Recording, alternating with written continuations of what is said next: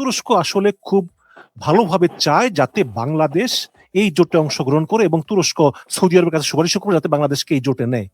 এবং এটা পররাষ্ট্র প্রতিমন্ত্রী হুমায়ুন কবিরও বলেছেন তারা আসলে এটা বিবেচনা করতেছে এবং ভারত বলতেছে তারা পর্যবেক্ষণে রাখতেছে। তো আপনার কাছে কি মনে হয় যে আসলে ভারত চায় যে বাংলাদেশ কোনো জোটে যাতে যোগ না দেয়, কোন সামরিক জোটে? এই কারণে আসলে মানে আপনার কাছে দুইটা প্রশ্ন। একটা হচ্ছে যে তারপরে অনুষ্ঠান আমরা শেষ করে ফেলবো, যে তারেক রহমানের কি আসলে উচিত কিনা এই মক্কা জোটে যোগ দেওয়া, আর দ্বিতীয় হচ্ছে যে ভারত কি এই কারণেই তড়িঘড়ি করে আসলে তারেক রহমানকে নিতে চায় কিনা যে খবরদার তুমি কিন্তু এই জোটে যোগ দিও না, আমরা তোমার পাশে আছি, তোমার কোনো সমস্যা নেই।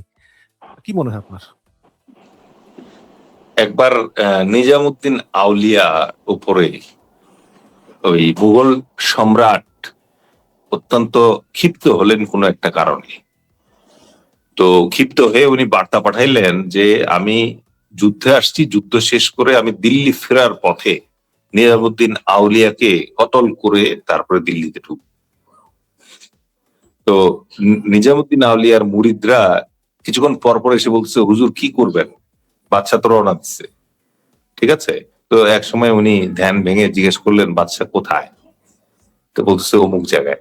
তো তখন উনি একটা ডায়লগ দিছিল যে হনুজ দিল্লি দুরস্ত, মানে হচ্ছে দিল্লি পর্যন্ত আসতে এখনো অনেক দেরি, পথের মাঝখানে আক্রান্ত হয়ে মানে সম্ভবত ওই মানে শত্রু দ্বারা আক্রান্ত হয়ে রাজা মারা গেছেন। নিজের মানে আউলিয়া যে চিশতি আউলিয়া যে আছে তার তিনি কেশাগ্র স্পর্শ করতে পারেন। আমাদের জন্য দিল্লি অনেক দূর, মক্কায় তো আমরা যাই হজ করতে ভাই। ঠিক আছে, বাস্তবতা বুঝতে হবে আমাদেরকে। সেটা কি, যেই মক্কা প্যাক্ট হইছে, যেটাকে অনেকে বলতেছে মুসলিম ন্যাটো বা ইসলামিক ন্যাটো, এটা হচ্ছে তুরস্ক, সৌদি আরব এবং পাকিস্তানের ভেতরে। পাকিস্তান একটা একমাত্র মুসলিম পারমাণবিক শক্তিধর দেশ। তুরস্ক ন্যাটোর মানে একটা মেম্বার কান্ট্রি এবং আধা ইউরোপিয়ান আধা এশিয়ান একটা কান্ট্রি। আর সৌদি আরবের আছে হচ্ছে কোটি কোটি মানে তেল বিক্রির রিয়াল। ঠিক আছে, তো এই তিনটা মিলে একত্রিত হয়েছে প্রাথমিকভাবে কেন? ইরানের আক্রমণ থেকে সৌদি আরব বাঁচতে চায়, এটা হচ্ছে প্রথম কারণ। ঠিক আছে, সো এই যে মানে ইরানের আক্রমণ থেকে সৌদি আরবের বাঁচার আকাঙ্ক্ষা, তার প্রেক্ষিতে যে জোট তৈরি হয়েছে, এই জোটে বাংলাদেশের স্টেক কি আছে কি নাই? ইরান কি আমাদের শত্রু না সৌদি আমাদের শত্রু? আমাদের কোনো স্টেক নাই। সুতরাং ওই যে শেখ হাসিনার মতো নরেন্দ্র মোদীর ওখানে একবার বেড়াইতে আসছিল অন্যান্য দেশের রাষ্ট্রপতি, শেখ হাসিনা করছিল কি, ওই যে কার্পেটের উপর থেকে নেমে সারি ধরে তেরসরা ভাবে হাঁটা শুরু করছিল ওই ইয়ার পাশে, বাইডেনের পাশে, আর ইয়ার পাশে গিয়ে দাঁড়াবে এই জন্য। ঠিক আছে, তো এই তেসরা হাঁটার দরকার নেই। বাংলাদেশকে এখন যেটা মাথায় রাখতে হবে, তুরস্কের সাথে অলরেডি বাংলাদেশ বাইলেটারালি কাজ করতেছে, দ্বিপাক্ষিক ভাবে কাজ করতেছে। আবার তো সৌদি নৌ জোটের সদস্য হয়েছে 13টা দেশ হরমুজ পাহারা দেওয়ার জন্য। ওইখানে তো আমার মনে করেন যে তেলের ইয়া তো জাহাজ তো ওদিক দিয়ে আসে, নৌ জোটে যাওয়ার কিন্তু যুক্তি আছে। কিন্তু এই সামরিক জোটের ভিতরে গিয়ে বাংলাদেশ কেন ঢুকবে?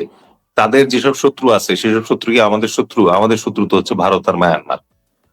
তো ভারত আর মায়ানমারের বিরুদ্ধে কি আপনার মনে হয় যে পাকিস্তান আমাদের যুদ্ধ করে সহায়তা করবে? পাকিস্তান তো 1971 সালে পূর্ব পাকিস্তানি ঠেকাইতে পারে নাই। আজকে যদি ইন্ডিয়ার সাথে আমার যুদ্ধ লাগে, ও আমার কি সরাসরি সৈন্য পাঠাবে? ও আমার জন্য পারমাণবিক বোমা ব্যবহার করবে কখনো? এগুলা কি স্বপ্ন দেখি আমরা? সবচেয়ে বড় কথা হচ্ছে আমরা কি আমাদের সেই চার্ম তৈরি করতে পারছি, অ্যাট্রাকশন তৈরি করতে পারছি যে আমার ভিতরে সেই আলফা ইমেজ আসছে, সিগমা ইমেজ আসছে, যে আমার জন্য দৌড়াচ্ছে এখন পাকিস্তান, তুরস্ক আর সৌদি আরব। আমার দেশের মনে করেন যে শ্রমিকরা ওখানে যায়, সৌদি আরবে তো আমাদেরকে মিসকিন বলে। ওইখানে আমাদের লোকজন মনে করেন যে রেমিটেন্স আর্নিং এর জন্য পাতার গাম পায়ে ফেলতেছে। এদেরকে কত ভাবে নির্যাতন করে সৌদি আরব। সেই সৌদি আরব কি রাতারাতি আমাকে মাথায় তুলে নিয়ে বসবে? আমরা কি মানে ওদের শেখ বন্ধু হয়ে গেছি? কি আছে আমাদের? স্বর্ণের খনি আছে, হীরার খনি আছে? কিছুই তো নাই। ইভেন আমরা যে লেবার ভাইদেরকে পাঠাই, তাদেরকে আমরা এত অপ্রস্তুত, আনস্কিল করে পাঠাই যে তারা ওইখানে গিয়ে মনে করেন যে বেহদ বেজ্জতি হয়। তো এই জায়গায় মনে করেন যে, শোনেন আমি বলি, এই জোটের ভিতরে আমাদের পাওয়ার কিছু নাই এই মুহূর্তে। ঠিক আছে, সবসময় একটা জিনিস আমাদের সবার মনে রাখতে হবে, যখন আপনার কিছু আমাকে দেওয়ার থাকে তখন আমারও আপনাকে কিছু দেওয়ার থাকে। এই জন্য শব্দটা হচ্ছে লেন আর দেন। কিন্তু একতরফা ভাবে কেউ কাউরে যেটা দেয় ওইটা তো মনে করেন যে আমি কি এটা প্রাপ্য? আমাকে কেন মনে করেন যে সামরিক মানে প্রহরা দিয়ে রাখবে এত বড় তিনটা দেশ? আমি তাদেরকে কি দিছি? সো আমার দেওয়ার যে জিনিস আছে সেগুলাকে রেডি করতে হবে। আমরা যেদিন বলতে পারবো যে সৌদি আরবে আমরা এখন থেকে এমন শ্রমিক পাঠাবো যে শ্রমিক মনে করেন যে বিদ্যুতের মতো কাজ করবে, যে শ্রমিকের জন্য আপনি মনে করেন যে 10,000 রিয়াল করে বেতন দিতে পারবেন আপনি, আমরা যেদিন পাঠাইতে পারবো সেদিন তারা আমাদেরকে মাথায় নিয়ে নাচবে। পাকিস্তানকে আমরা যেদিন কনভিন্স করতে পারবো যে হ্যাঁ আমার কাছে ওই পরিমাণ সামরিক সক্ষমতা তৈরি হয়েছে, এখন পর্যন্ত একটা যে জেট এনসি বিমান আসে নাই ভাই, চুক্তি হইছে, চুক্তিও হয় নাই, কিছুই নাই। এই অবস্থায় মনে করেন যে ওই যদি মনে করেন যুদ্ধ লাগেও, পাকিস্তান যদি বাংলাদেশের একটা SOS কল দেয় যে ভাই আমার সাথে যুদ্ধ লাগছে, তোমার সাথে চুক্তি আছে, তুমি কিছু করো, আমি কি করব? কিচ্ছু করার নাই। সুতরাং আমি যেহেতু কিছু করতে পারবো না, ও আমার মনে করেন যে কিছু এখন করবে না। সৌদি আরব তো টাকার মানে বান্ডেল নিয়ে বসে আছে, ও তো মনে করেন যে আমার কাছ থেকে তুরস্ক হচ্ছে মনে করেন যে এমন এমন প্রযুক্তি তৈরি করতেছে যেগুলো সে ইউরোপে বিক্রি করে, আফ্রিকাতে বিক্রি করে, অন্যান্য দেশে বিক্রি করে। আমাদের সাথে তার চুক্তি কি?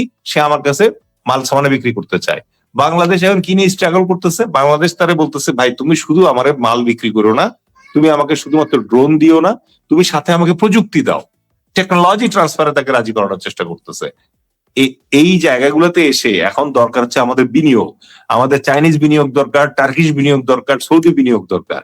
এই বিনিয়োগের মাধ্যমে আমরা যদি দেশে একটা অর্থনৈতিক জোয়ার আনতে পারি, আমাদের 18 কোটি মানুষকে যদি আমরা শুধুমাত্র মনে করেন যে নাম্বারস হিসেবে না দেখে মানুষ হিসেবে, স্কিল্ড মানুষ হিসেবে, ডিসিপ্লিন মানুষ হিসেবে গড়ে তুলতে পারি, বড় বড় মেগা প্রজেক্টে এখন আপাতত মাফ করে দেন, ক্ষান্ত দেন, মানুষের পিছনে ইনভেস্ট করেন, মানুষের জিজ্ঞেস করেন যে আপনি কি হ্যাপি, আপনার কি ফ্যামিলির মানে জন্য দুইটা মুঠা ভাত আপনি উপার্জন করার সুযোগ এখন পাচ্ছেন কিনা, আপনি কি রাতে কারেন্টের আসে কিনা, ফ্যানের বাতাসে ঘুমাইতে পারেন কিনা, আপনার টাইম মতো পানি আসে কিনা, আপনি কি গোসল করতে পারেন কিনা, আপনার টাইম মতো গ্যাস আসে কিনা, যে গ্যাস দিয়ে আপনি 2 বেলা খাবারটা খাইতে পারবেন। আপনি ঢাকার দিকে, মিরপুরের দিকে ভালো মতো তাকায় দেখেন তো, মানুষের লাইফ স্কিল মানে সাইকেল নষ্ট হয়ে যেতেছে। ভাই আপনি মনে করেন যে ইউকে তে বসে টের পাবেন না যে এখানে কি কষ্ট চলতেছে। এগুলো আগে ঠিক করতে হবে। যেদিন মনে করেন যে আমাদের দেশে ওইটা ডিটারেন্সটা তৈরি করতে পারবো আমরা। এখন পর্যন্ত আমাদের ছেলেদের জন্য আপনি বাধ্যতামূলক সামরিক প্রশিক্ষণও দেন নাই। কালকে যুদ্ধ লাগলে পরে পঙ্গপালের মতো আমাদের ছেলেপেলেরা মারা যাবে, পঙ্গপালের মতো মারা যাবে, কিছুই তো করেন নাই। আপনি শুধু বড় বড় কথা বলতেছেন, ঘাটতারামি করতেছেন। তারেক রহমান আমাদের সবচেয়ে ক্লোজ প্রতিবেশী, যারা আমাদের চারদিকে ঘিরে রয়েছে, তাদের সঙ্গে এই সফর বাতিল করে তিনি কি বুদ্ধিমত্তার পরিচয় দিয়েছেন? ধন্যবাদ। দেখেন, ডিপ্লোম্যাসিতে পার্মানেন্ট বন্ধু বা পার্মানেন্ট শত্রু এরকম কিছু নাই। ডিপ্লোম্যাসিতে যা থাকে সেটা হচ্ছে পার্মানেন্ট কান্ট্রি ইন্টারেস্ট, মানে আমার দেশের ইন্টারেস্ট যেটা, সেটাই হচ্ছে সবার আগে। এখন তারেক রহমানের ভারত সফর অবশ্যই একটা প্রত্যাশিত বিষয় ভারতের পক্ষ থেকে, কারণ অত্যন্ত প্রতিবেশী দেশ আমরা। কিন্তু আপনি লক্ষ্য করলে দেখবেন মায়ানমার কিন্তু এত উদ্গ্রীব না, মায়ানমারের সাথেও কিন্তু আমাদের বর্ডার আছে। মায়ানমার কিন্তু এত উদ্গ্রীব না যে তারেক রহমান কবে আসবে যাবে, ঠিক আছে। কারণ ভারতের অবস্থা হয়েছে যে মানে ওই বলে না যে রান্নাঘরে কে রে, আমি কলা খাই না, ওইরকম একটা ব্যাপার হয়ে দাঁড়াইছে। ভারতের সাথে বাংলাদেশের যে সম্পর্ক, এই সম্পর্কটা বেশ জটিল আকার ধারণ করেছে এখন। কিভাবে জটিল আকার ধারণ করেছে এটা আমরা সবাই জানি। কারণ 2024-এর 5ই আগস্টের আগ পর্যন্ত ভারতের সাথে বাংলাদেশের একটা সম্পর্ক ছিল, আর 5ই আগস্টের পরে এই সম্পর্কের অনেকগুলো সমীকরণ উন্মোচিত হয়ে গেছে, অনেকগুলো সমীকরণ এখন বদলে গেছে। গত 54-55 বছর ধরে ভারত বাংলাদেশে যে প্লে বুকটা ফলো করছে, এই প্লে বুকটাতে ইচ্ছাই হোক অনিচ্ছাই হোক ভারত কিন্তু বাংলাদেশকে তাদের টার্মসে খেলতে বাধ্য করছে। এবং এই ভারতের যে হেজিমনি, এই হেজিমনিটা এতদিন ধরে তারা সুগার কোটেড করে আটকে রাখছিল। এবং এই হেজিমনিটার ব্যাপারে যেন বাংলাদেশের জনগণ কখনো সচেতন হতে না পারে, এই জিনিসটা নিশ্চিত করার জন্য তারা পরিকল্পিতভাবে বিভিন্ন ধরনের মানে বাধা, মাস্কিং, বিভিন্ন ধরনের মুখোশ এগুলো ব্যবহার করে আসছে। এমনকি তারা বাংলাদেশের পররাষ্ট্রমন্ত্রীর মুখ দিয়ে এই কথা বলিয়েছে যে ভারত বাংলাদেশের সম্পর্ক যেন স্বামী স্ত্রীর সম্পর্কের মতো। তারা তাদের নেতার বইয়ে এই কথা উল্লেখ করেছে যে বাংলাদেশের একজন সাবেক সেনাপ্রধান যখন তিনি সেনাপ্রধান ছিলেন তখন তিনি ভারতে গিয়ে অনুরোধ করে এসেছিলেন তার চাকরিটা যেন না যায়। কে সে সেনাপ্রধান? জেনারেল মইনুল আহমেদ। ও আচ্ছা। ঠিক আছে, ১/১১ পর এটা তো প্রণব মুখার্জির বইয়ে লেখা আছে যে তিনি গিয়ে তাকে রিকোয়েস্ট করেছিলেন যে তার জন্য কোয়ালিশন ইয়ার বইতে। প্রায়। এবং এই ভারত বাংলাদেশের প্রধানমন্ত্রীর মুখ থেকে বলিয়েছেন যে ভারতকে যা দিয়েছি তা কখনো ভোলা যাবে না। ঠিক আছে, তো এই যে হেজিমনির যে স্বরূপগুলো এটা এতদিন লুকানো ছিল। এই ২৪-এর পর গিয়ে আমরা সচেতন হলাম যে ভারত যে আমাদের বিরুদ্ধে খুব পরিকল্পিত পানি সন্ত্রাস পরিচালনা করছে গত ৫৪ বছর ধরে, এটা এতদিন আমরা টের পাই নাই সেভাবে। তাদের সাথে আমাদের একটা মাত্র চুক্তি, সেটা হচ্ছে গঙ্গা চুক্তি, সেটাই ডিসেম্বরে শেষ হয়ে যাবে। ঠিক আছে, আর বাকি যে নদীগুলো আছে এই নদীগুলোর উপরে অসংখ্য বাঁধ দিয়ে রাখেছে তারা। গঙ্গা নদী ভারতের গঙ্গোত্রী হিমবাহের গোমুখ থেকে উৎপন্ন হয়ে প্রায় ২৫০০ মাইল অতিক্রম করে বাংলাদেশে প্রবেশ করেছে। কত বড় বাটপারি মানে বাংলাদেশের সাথে ভারত করেছে যে ৩০ বছরের যে গঙ্গা চুক্তি করেছে সেই গঙ্গা চুক্তিতে শর্ত হচ্ছে পানি বন্টন মাপ দেওয়া হবে ফারাক্কা পয়েন্টে। কিন্তু ফারাক্কা পয়েন্টে আসার পথে ২৫০০ কিলোমিটার যে নদীটা এসছে সেই ২৫০০ কিলোমিটারে জ্ঞাত সারে প্রায় ১১০০-র বেশি পানি প্রত্যাহার পয়েন্ট আছে। সুতরাং ফারাক্কায় এসে যতটুকু পানি পৌঁছায় তার খুব সামান্য অংশই ফারাক্কায় পৌঁছায়, বেশিরভাগই আসলে আগে সরিয়ে ফেলা হয়। সেইখানেও তারা বাংলাদেশের জন্য অলাভজনক যে টার্মস সেইটা চাপায় দিছে এবং আমাদের জন্য কোনো গ্যারান্টি ক্লজ নাই। মানে তারা আমাদেরকে যতটুকু পানি দিবে ফারাক্কা থেকে গঙ্গায় ততটুকুতেই আমাদের সন্তুষ্ট থাকতে হবে। এই হচ্ছে পানি সন্ত্রাসের ব্যাপার। এছাড়াও ধরেন যে আমাদের সীমান্তে বিএসএফ তাদেরকে অনুমতি দেওয়া আছে যে কোনো বাংলাদেশি যদি ভারতীয় সীমান্ত অতিক্রমের চেষ্টা করে তাহলে আন্তর্জাতিক আইন অনুযায়ী তাকে গ্রেপ্তার করার কথা থাকলেও একমাত্র বিএসএফ কে অনুমতি দেওয়া আছে যে চাইলে তারা গুলি করতে পারে এবং শুট এট সাইট বলা আছে। ভারতে ইদানিং যেটা দেখা গেছে সর্বশেষ যে ভারতের প্রাদেশিক নির্বাচনটা হলো সেখানেও তারা প্রায় ৯৬ লক্ষ লোককে ভারতীয় নাগরিক নয় মর্মে ডিক্লেয়ার করেছে এবং তাদের এই ভারতীয় নয় নাগরিক যারা আছে তাদেরকে তারা বাংলাদেশি বলে। বিশেষ করে ওই ৯৬ লক্ষের ভিতরে ৩২ লক্ষ হচ্ছে ভারতীয় মুসলমান। সেই মুসলমানদেরকে তারা সোজা সাপটা বাংলাদেশি বলে দাবি করে এবং সেই কারণে সীমান্ত জুড়ে তাদের পুশিং শুরু হয়েছে। এবং সেই পুশিনের হেমন্ত বাবু একদিকে আছে আসামে আর পশ্চিমবঙ্গে আছে শুভেন্দু বাবু, এরা দুজন মিলে বিভিন্ন ধরনের ফন্দি ফিকির করে এবং প্রকাশ্যে অন ক্যামেরা তারা বলে যে কিভাবে তারা পুশিন করতে চায়, কিভাবে তারা পুশিন করে। সর্বোপরি আমি শেখ হাসিনা প্রসঙ্গে আসবো, বাট তার আগেই সর্বোপরি যেটা বলবো যে বাংলাদেশের সাথে যে ভারতের বাণিজ্য ঘাটতিটা আছে এটা চোখে পড়ার মতো। ভারত থেকে অনায়াসে বাংলাদেশে সবকিছু ঢোকে, কিন্তু বাংলাদেশ থেকে ভারতে আপনি একটা পণ্য পাঠাতে যান আপনার ১০০ নন টেরিফ ব্যারিয়ার পার হয়ে তারপরে যেতে হয়। তো এই যে এতগুলো প্রতিবন্ধকতা, এই যে এতগুলো সমস্যা, আদানির কাছ থেকে ১ টাকার বিদ্যুৎ ১৭ টাকা দিয়ে কিনে নিতে হয় আমাদেরকে, কিনতে বাধ্য আমরা চাই বা না চাই। এখন নাকি আবার এক্সট্রা চার্জ দিতে হবে, এখন আবার এক্সট্রা চার্জ যোগ হচ্ছে। সুতরাং ভারত একটা মানে কাজ দেখাক যে কাজটা বাংলাদেশের উপকারের জন্য করেছে।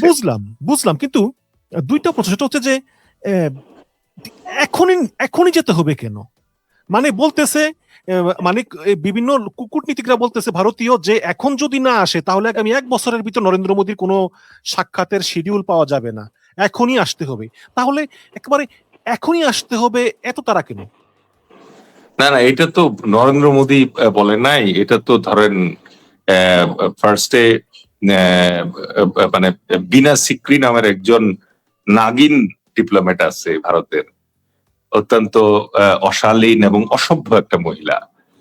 উনি কিভাবে ডিপ্লোম্যাট কিভাবে ছিলেন এবং বাংলাদেশের ডিপ্লোম্যাট ছিলেন, বাংলাদেশের রাষ্ট্রদূত ছিলেন, এটা একটা মানে তারা যে তাদের ভারতের যে চাণক্যপুরী বলে পররাষ্ট্র মন্ত্রণালয়ের এলাকাটাকে, চাণক্যপুরীর ডাস্টবিনে পড়ে থাকা আবর্জনা যে বিনা সিক্রি, তাকে তারা বাংলাদেশে পাঠিয়েছিল, কারণ তখন তো বাংলাদেশে আসলে ডিপ্লোমেসি বা কূটনীতি বলতে কোনো কিছু দরকার ছিল না। সুতরাং অচল মাল দরিয়া মেঢাল তো বাংলাদেশ পাঠিয়েছিল। সে এটা জানছে, জানার পরে সে কাকে জানাইছে হচ্ছে শেখ হাসিনা যখন পালায়া যায় তখন 3টা অভূতপূর্ব ঘটনা ঘটছে। একটা হচ্ছে শেখ হাসিনা পালায় যাওয়ার সাথে সাথে পুলিশ কর্মকর্তারাও পালায় গেছিল। এটা পৃথিবীর ইতিহাসে এভাবে এর আগে কখনো দেখা যায় না। দ্বিতীয়ত পালায় গেছিল বায়তুল মোকাররমের খতিব। খতিব সাহেবের আসলে কি সমস্যা ছিল এটা উনি ভালো জানেন।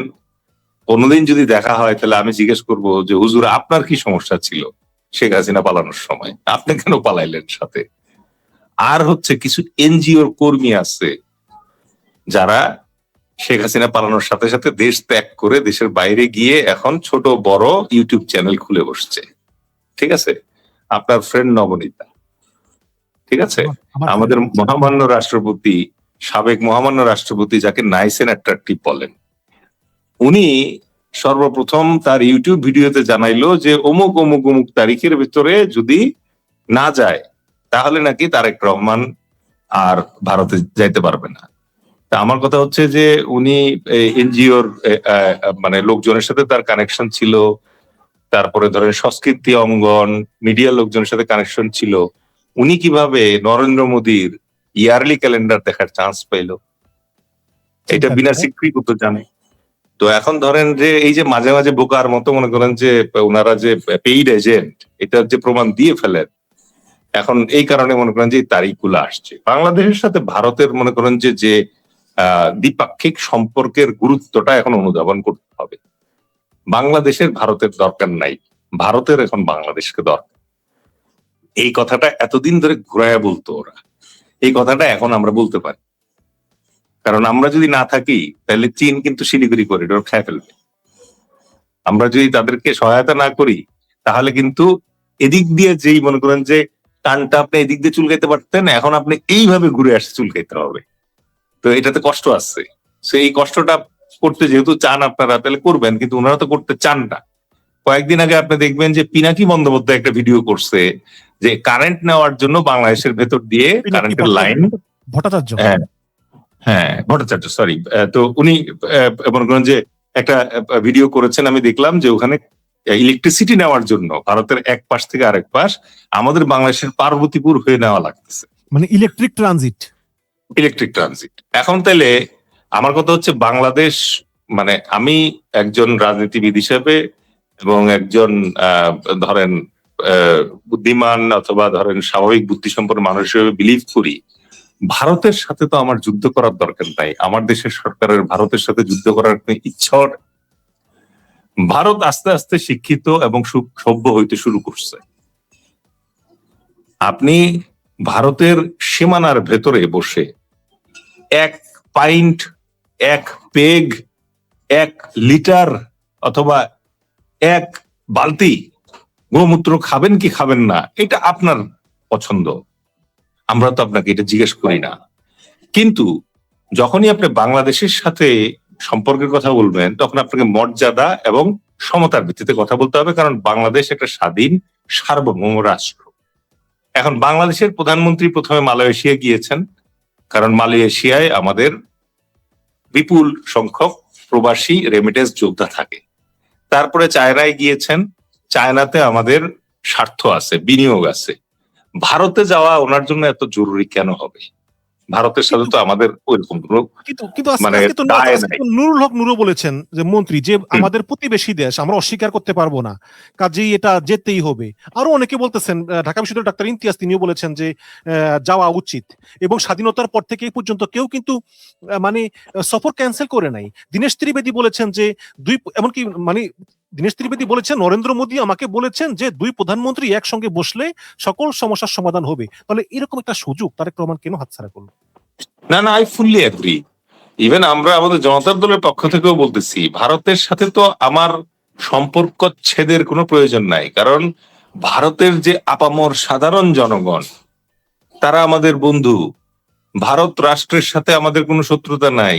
আমাদের শত্রুতা, আমাদের প্রতিবাদ, আমাদের আপত্তি হচ্ছে ভারতের বাংলাদেশ বিরোধী যে প্রোপাগান্ডা, ভারতের বাংলাদেশ বিরোধী যে হেজিমনি, যেটা আমি আপনার সাথে আজকের আলোচনার শুরুতেই এক্সপ্লেন করলাম, ওগুলো নিয়ে আমাদের আপত্তি। এবার আমি আসি যে আমরা যদি ভারতের সাথে আমাদের সম্পর্কগুলো ঠিক করতে চাই, তাহলে তারেক রহমানের ভারত ভিজিট একটা যৌক্তিক আউটকাম এবং প্রত্যাশিত। কিন্তু আমরা জনতা দলের পক্ষ থেকেও বলেছি যে যাবেন, উনি যাবেন, কিন্তু এত অস্থির হওয়ার কিছু নাই, তো হ্রাস করার কিছু নাই। ফার্স্টে আমাকে বুঝতে হবে যে তারেক রহমান যদি এখন ভারতে যান, তাহলে তো আমাকে ফার্স্টে মানে আপনি মনে করেন যে আপনার ওখানে আমি যাব, যাওয়ার আগে আমি তো নিজেকে কয়েকটা প্রশ্ন করবো যে হেমায়েত ভাইয়ের ওখানে যে আমি যাব, আমার একটা সময় বের করে যাইতে হবে। This is number one. 2 number হচ্ছে আমি হেমায়েত ভাইয়ের কাছে কেন যাব। 3 নাম্বার প্রশ্ন হচ্ছে হেমায়েত ভাইয়ের সাথে দেখা করে যখন আমি ফিরে আসবো তখন আমি কি কি হাতে নিয়ে ফিরলাম। এই তো এখন তারেক রহমান যদি এটার উত্তর আছে। আপনাকে আপনাকে মানে অনেক সম্মানের সহিত গ্রহণ করা হবে এবং আপনাকে কূটনৈতিক অভাবনীয় উপহার দেওয়া হবে, এটা তো বলেছে। না, এটা তো ধরেন ওইরকম হলো যে হেমায়েত ভাইয়ের মেয়ের বিয়ে, আমি বিয়ে খেতে গেছি। ডিপ্লোম্যাটিক সফর তো আর ওইটা না রে ভাই। একটা পিএম লেভেল মানে স্টেট লেভেল একটা সফর যখন হয়, এটার একটা স্ট্র্যাটেজিক সিগন্যালিং থাকে। আমার প্রশ্ন হচ্ছে আজকে তারেক রহমান যদি ইন্ডিয়া যায়, ফিরে আসলে পরে তো আমি জিজ্ঞেস করবো যে স্যার কি নিয়ে আসছেন, আপনি কি গঙ্গার পানি চুক্তির ব্যাপারে কোনো অগ্রগতি করে আসছেন? এই নবায়ন যে হবে আমাদের টার্মসে হবে গঙ্গার চুক্তির নবায়ন। গঙ্গা চুক্তিতে স্টিল মনে করেন যে 10টা পয়েন্ট আছে জনতা দলের পক্ষ থেকে আমরা পেশ করছি, যে 10টা পয়েন্ট এনশিওর করতে হবে। 1 নম্বর হচ্ছে ন্যায্য পানির হিস্সা, 2 নম্বর হচ্ছে যে গঙ্গার একেবারে উৎপস্থল থেকে ফারাক্কা পয়েন্ট পর্যন্ত কোথায় কোথায় পানি সরিয়ে নেওয়া হয় তার স্পষ্ট হিসাব। 3 নম্বরে আমরা যেটা বলেছি যে এই প্রত্যাহারের প্রেক্ষিতে আমাদের প্রাপ্য পানির মাত্রা নির্ধারণ করতে হবে। 4 নম্বরে আমরা বলছি যে আমাদের গ্যারান্টেড পানির ক্লজ দেওয়া লাগবে। 5 নম্বরে আমরা বলছি যে যদি কোনো কারণে মানে আপনি আমার সাথে শর্ত ভঙ্গ করেন, তাহলে আমি আন্তর্জাতিক আদালতে যাইতে পারবো। গত 30 বছরের গঙ্গা চুক্তিতে কিন্তু এই লাইনটা নাই যে আমরা আন্তর্জাতিক আদালতে যাইতে পারবো। নেক্সট হচ্ছে যে আপনার পানি না দেওয়ার কারণে যদি আমার দেশের কোনো ক্ষতি হয়, এই ক্ষতিপূরণ আপনি দিবেন। এইগুলা ক্লজ কি উনি দিবেন গিয়ে? আচ্ছা, উনি যে ওখানে যাবেন, যাওয়ার পরে উনি যে বিমানে ব্যাক করবেন, সেই বিমানের পেছন পেছন কি শেখ হাসিনাকে ফেরত পাঠানো হবে? শেখ হাসিনা তো একটা ইম্পর্টেন্ট ফ্যাক্টর হয়ে দাঁড়াইছে দুইটা দেশের ডিপ্লোমেসির মাঝখানে, রাইট? তো আপনি কি মনে করেন যে তারেক রহমান আসলে নিরাপদ না ভারতে? এরকম না, ভারতে ভারতীয় অতিথির নিরাপত্তার সংকট আছে এরকম আমি মনে করি না। মানে ধরেন আমি তো মানে 18-19 বছরের কিশোর না, যুবক না, যে আমি অযথাই মনে করেন যে অন্ধ প্রতিবাদ অথবা বিক্ষোভ জানাবো। ভারত একটা বৃহত্তর গণতন্ত্র এবং অত্যন্ত মানে পৃথিবীর 5ম শক্তিশালী সামরিক শক্তি। ভারতকে ছোট করে তো কখনো কথা বলি না, কিন্তু একই সঙ্গে ভারতে আজ পর্যন্ত কোন রাষ্ট্রীয় অতিথিকে মানে আততায়ী হত্যা করতে পারছে? তা তো পারে নাই। সুতরাং সেই নিরাপত্তা তারা নিশ্চিত করবে, এটুকু আমি জানি, এবং তারা এই রিস্ক নিবে না। বাংলাদেশের প্রধানমন্ত্রী যদি ওখানে গিয়ে কোনো কারণে আক্রান্ত হন বা কোনো কারণে মানে আহত নিহত হন, এইটার কারণে যে রিপেল ইফেক্ট পড়বে বাংলাদেশে, এটার মানে সহ্য করার ক্ষমতা তো ভারতের নাই। এবং আমি এটা নিয়ে এই আলোচনায় যাব না। বিষয়টি ক্লিয়ার। আপনি একটু আগে বললেন যে তাহলে তারেক রহমানের পিছনে পিছনে শেখ হাসিনাকে পাঠিয়ে দিবে, এটা আপনার কেন মনে হলো? না, এটা তো দিতে ওরা বাধ্য, প্রত্যর্পণ চুক্তি আছে তো আমার ওর সাথে। ভারত যদি আমার সাথে সম্পর্ক ঠিক করতে চায়, তাহলে শেখ হাসিনাকে ওখানে বসায় রেখে তো এটা করতে পারবে না। এটা তো সেও বুঝে, সেটা আমরাও বুঝি। এবং এটা নিয়ে নাকি কথাও চলতেছে যে ভারতকে আপাতত হাসিনাকে আপাতত ইউএসএ অথবা অন্য কোনো কান্ট্রিতে সরায় দেওয়া হবে এবং তারপর বাংলাদেশ এর সাথে নতুন করে ভারত সম্পর্ক স্থাপনের চেষ্টা করবে। কিন্তু শেখ হাসিনা তো বলছে ডিসেম্বরে আসতেছে, তাহলে কিভাবে?